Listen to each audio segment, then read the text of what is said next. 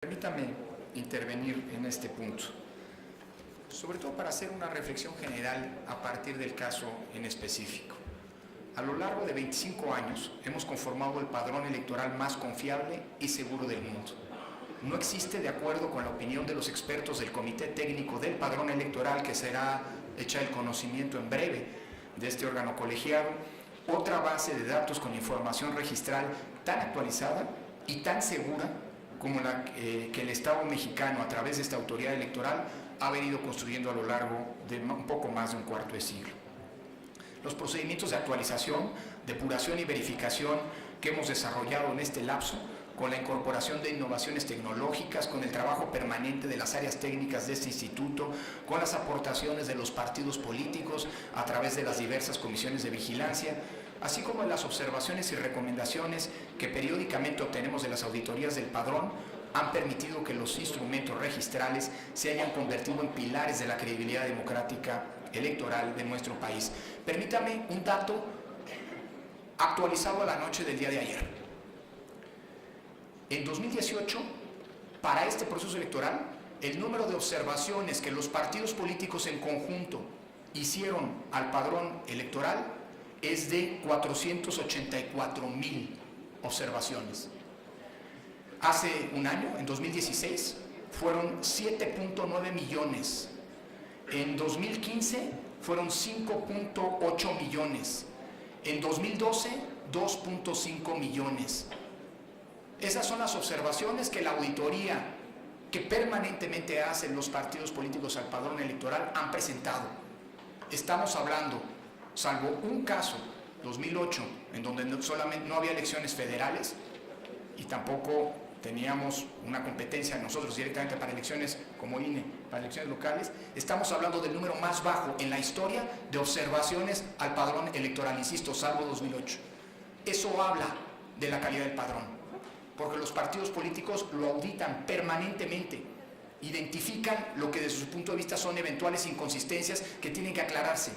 Estamos frente a la elección más grande de la historia, probablemente, es más, lo digo sin dudas, y lo afirmo categóricamente, con el mejor padrón electoral de la historia democrática del país. Para decirlo de una vez, es la base, el padrón electoral, de la cadena de confianza de nuestras elecciones, debido a lo robusto y transparente de los procedimientos que lo sustentan. La evolución de dichos procedimientos con los que se ha modelado este eslabón de confianza ha permitido que transitemos de un padrón electoral de buena fe hacia un padrón de confianza con elementos biométricos y con sustentos de cada una de sus operaciones. Dichos procedimientos han garantizado la universalización del sufragio y el ejercicio de los derechos políticos en todo el territorio nacional y han servido para que el padrón electoral sea la base para que las y los mexicanos ejerzan ante instituciones públicas y privadas su derecho a la identidad.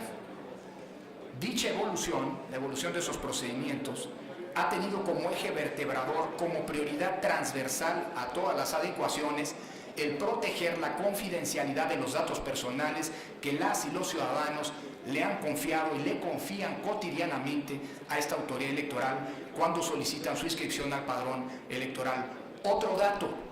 en enero, cuando se cerró al 31 de esa fecha la posibilidad de realizar modificaciones a la situación registral, entre otras altas, de nuevos electores, tuvimos 2.5 millones de operaciones. Nunca en casi 30 años, en un solo mes, había habido tantas operaciones al padrón electoral, lo que demuestra, antes de que cualquiera pretenda elevar una sombra de sospecha, la lógica de participación con la que vamos, ciudadana, con la que vamos a la elección más grande de nuestra historia. La constante evolución de los procedimientos del padrón y en general de los mecanismos con los que opera el registro ha tenido, como decía, el proteger la confidencialidad de sus datos. La mejor prueba de esa prioridad es que nunca ha sido vulnerada la base de datos del padrón electoral del IFE, ahora del INE. Todos los casos de filtración de información que históricamente han ocurrido de los datos del Registro Federal de Electores, todos invariablemente son achacables a agentes externos, nunca a los funcionarios de la autoridad electoral. Desde el caso de Choice Point, en donde fueron funcionarios de la Secretaría de Gobernación a quienes por convenio se les había puesto para construir la CURP los datos del padrón electoral a disposición, hasta casos como los que hoy estamos conociendo, en donde la vulneración de la confidencialidad de los datos es responsabilidad de quienes tienen acceso a ellos, es decir, de partidos políticos. Como consecuencia de esas filtraciones, se han venido tomando medidas preventivas para que, sin demérito de los derechos de los partidos políticos establecidos en la ley de revisar las bases de datos del padrón electoral, se impidiera el mal uso de los datos contenidos en el mismo. Entre estas medidas, vale la pena señalar dos inéditas que están operando en este momento en este proceso electoral. Primera, el acceso establecido en la ley de los representantes permanente, de los representantes de los partidos políticos al padrón electoral, ya no se realiza o ya no ocurre como en el pasado, entregando a voluntad, a petición de los partidos, las bases de datos de los padrones del padrón electoral. Eso ya no ocurre, eso ustedes lo saben perfectamente bien. Se realiza en centros de consulta que, por medio de terminales ciegas que no permiten que la información sea extraída, copiada o impresa.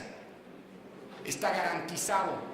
el acceso y consecuentemente el derecho de vigilancia que tienen los partidos, pero también está protegido el que por esa vía no haya una fuga de información. Y segundo, las listas nominales que se utilizarán en este proceso electoral,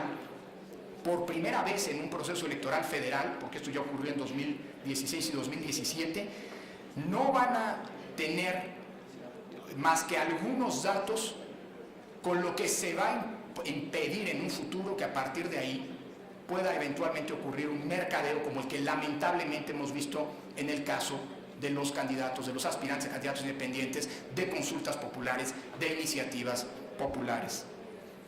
Porque ahora el listado nominal solo va a contener el nombre del elector, la fotografía, el distrito y la sección, que es lo que necesitan los representantes de los partidos políticos para saber que los ciudadanos que van a votar son quienes tienen derecho a hacerlo. Los demás datos no son necesarios, aunque como aquí algún representante en alguna ocasión confesó, históricamente han sido utilizados con propósitos ilegales, es decir, con propósitos que no son los que implican el acceso y la obtención de estos listados nominales a los que tienen derecho los partidos políticos. ¿Alguna otra intervención? Con gusto, el diputado